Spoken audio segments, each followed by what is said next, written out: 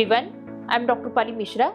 Today I am going to discuss about myths and facts about abortions in India. It is commonly noticed that people have lot of myths and doubts pertaining to unplanned pregnancy and abortions in India, and hence it is necessary to dispel such myths from correct facts. Myth 1. Abortion is illegal in India. Fact that Section 3 Medical Termination of Pregnancy Act 1971 along with 3B MTP rules and landmark judgment X versus Principal Secretary, Government of NCT of Delhi, dated 29 September 2022, permits abortions to all the women up to 24 weeks in India.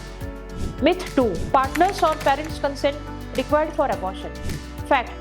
Under the MTP Act, no consent of partner, spouse or parents is required. Any adult woman has the right to have abortion up to 24 weeks.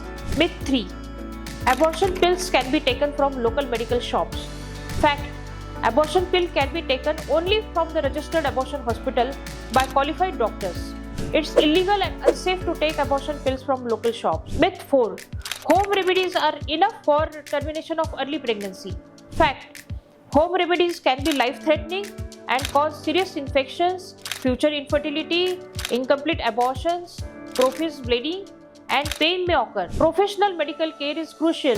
Myth 5. Ultrasound scan is not required before taking the abortion pills. Fact. Ultrasound scan is required to confirm the pregnancy and also to rule out ectopic pregnancy, and hence pills cannot be taken without the ultrasound scan. Myth 6. Suction method is not safe for termination of pregnancy. Fact. It is absolutely safe, assured, painless procedure if done at registered abortion center by qualified doctors. Myth 7. There will be cuts, stitches or infertility in the future in suction method. Fact.